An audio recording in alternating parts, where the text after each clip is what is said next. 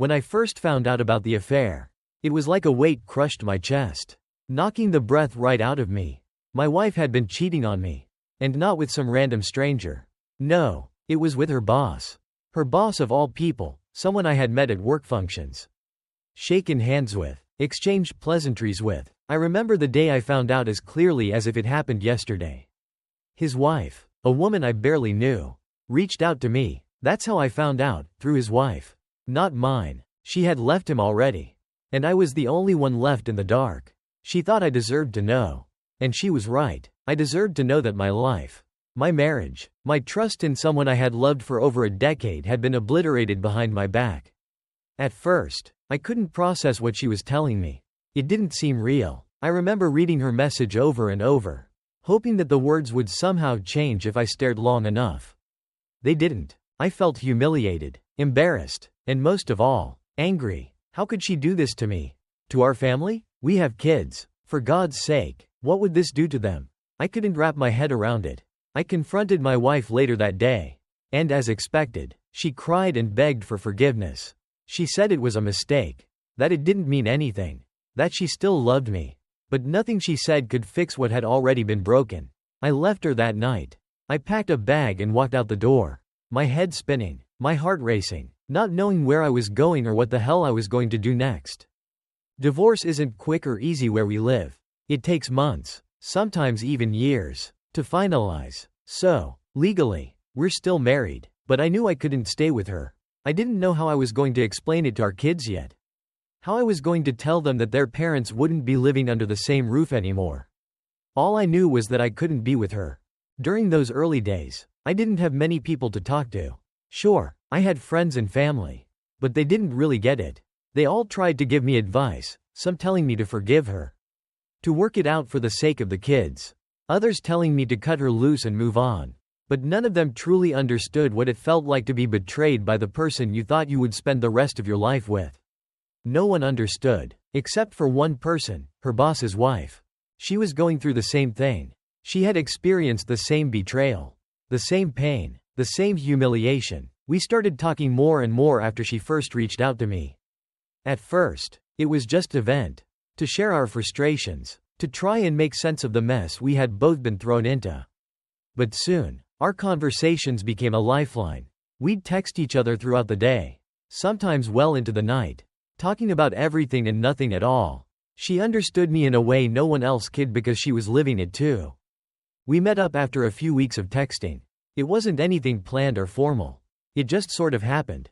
I think we were both craving the comfort of someone who truly understood what we were going through. One night, after a particularly rough day, we ended up sleeping together. I know what people might think, that we were just using each other to cope. That it was just a rebound. But it wasn't like that. It was more than that. At least for me. She was gorgeous, sure, but it wasn't just about that. She was kind, funny, smart, and she made me feel something I hadn't felt in a long time, understood, appreciated. What started as a one-time thing became a regular occurrence. We started meeting up for sex a couple of times a month. But we continued texting and calling each other almost every day. The more time we spent together, the more I realized that I was falling for her. It wasn't just about the physical connection anymore. I had feelings for her, real feelings. And I started to suspect that she felt the same way. But there was always this unspoken hesitation between us. We both knew that our situation was complicated. We were still legally married to our exes. And even though we had both emotionally moved on, the divorce process was still dragging on. She had been clear from the beginning that she didn't want to complicate things by getting involved in a serious relationship while we were both still technically married. I understood where she was coming from, but I couldn't help how I felt. I wanted more than just casual hookups. I wanted to take her out on a real date, to hold her hand in public, to let everyone see that we were together. I didn't care about what anyone else thought. My friends, on the other hand, thought I was making a huge mistake. They told me that pursuing a relationship with her would only create more drama, that it would make the whole divorce situation messier than it already was. But I didn't see it that way. To me, it didn't matter what anyone else thought. If I had feelings for her, and she had feelings for me, then why should we let other people's opinions stop us from being happy? Eventually, I couldn't keep it to myself anymore. I had to tell her how I felt. So one night, after we had been together, I told her that I didn't want to keep things casual anymore. I told her that I had real feelings for her and that I wanted to be with her. Not just as a hookup, but as something more. To my relief, she admitted that she felt the same way. She had been hesitant because of our exes, the ongoing divorces, and the potential for gossip and judgment from people around us. But in the end, we both agreed that we didn't care about any of that. What mattered was how we felt about each other. We decided to make it official between us, though we agreed to keep it quiet until our divorces were finalized. It wasn't about hiding our relationship out of shame or fear of judgment, but more about keeping things simple until we were both legally free from our exes. We didn't want to add fuel to the fire or give anyone, including our exes, any reason to make things harder than they already were. But between us, we were a couple. We were exclusive, even though we hadn't been seeing anyone else since we started sleeping together.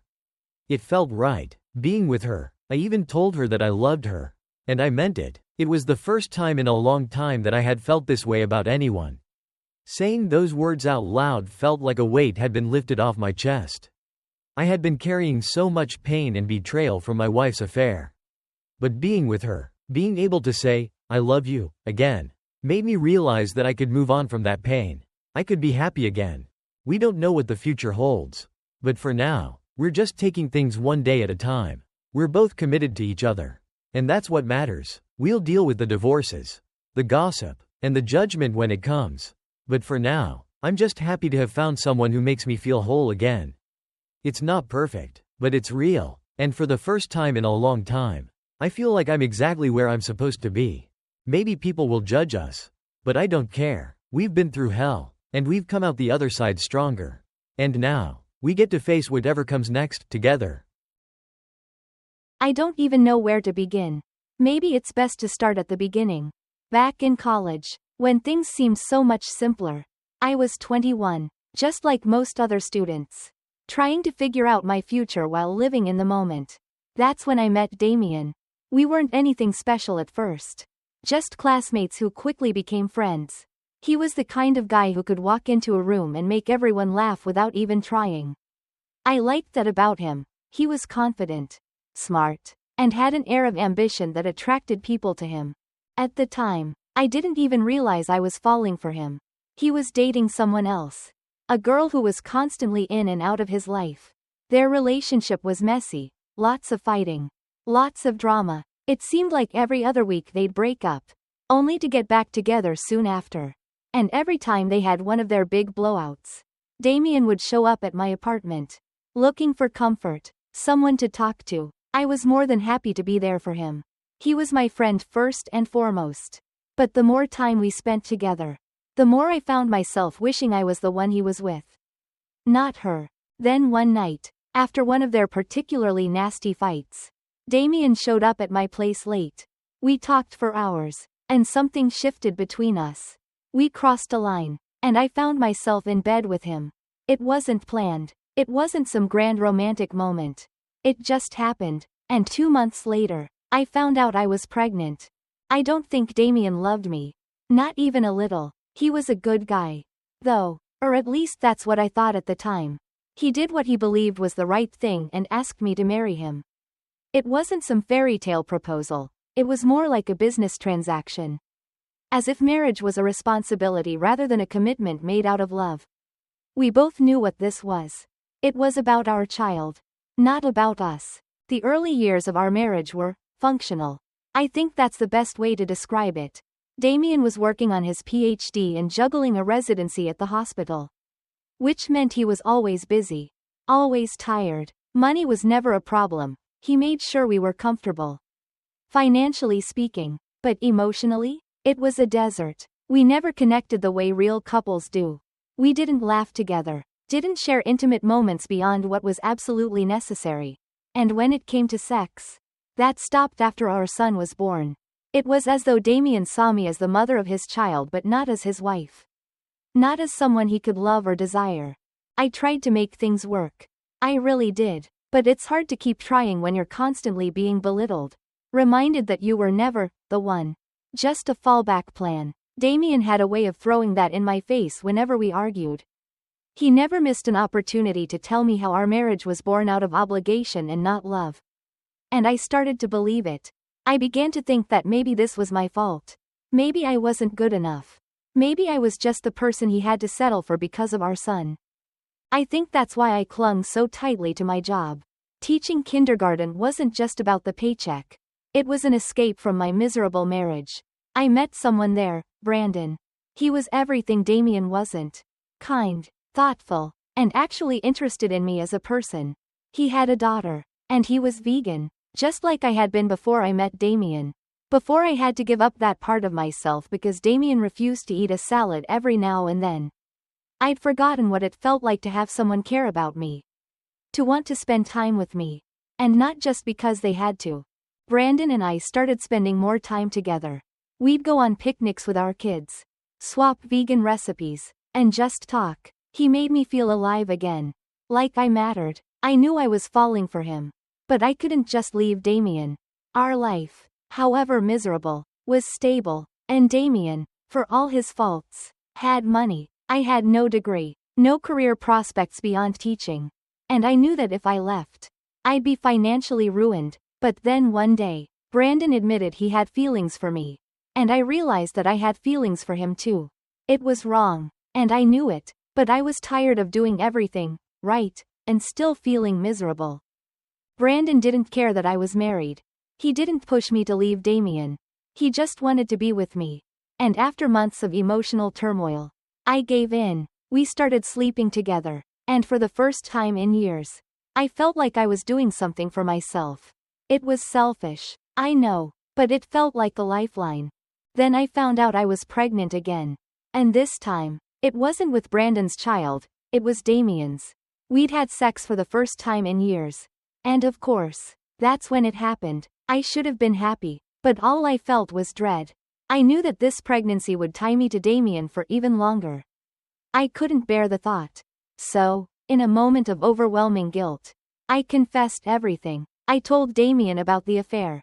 He was livid. Understandably, he demanded a divorce immediately and insisted on a DNA test once the baby was born. Part of me was relieved that he finally had an excuse to let me go. But another part of me was terrified. How would I survive on my own? Brandon offered to let me move in with him and his daughter. And I took him up on it. I didn't have anywhere else to go. Damien, being as wealthy as he was, fought for full custody of our son. And he won. I didn't have the resources to fight him in court. So I had to settle for visitation. When my daughter was born, we did the DNA test. And Damien found out she was his. He demanded custody of her too. But this time I fought back. I wasn't going to lose both of my children. We worked out a visitation schedule. But it was clear that things would never be the same. Now I live with Brandon, and things are good. Better than they were with Damien. That's for sure. But when I told my friends and family about what happened, they were furious. They called me selfish, a cheater, a homewrecker. They said that I'd destroyed my family. And maybe they're right. Maybe I did. But I couldn't keep living in a loveless marriage, being treated like I didn't matter. I made mistakes. Sure, big ones. But I couldn't pretend anymore. So here I am, trying to rebuild my life with Brandon. Trying to be a good mom to my kids. And trying to live with the choices I've made. Maybe I'm the asshole. Maybe I'm not. All I know is that I'm finally living for myself. And that has to count for something.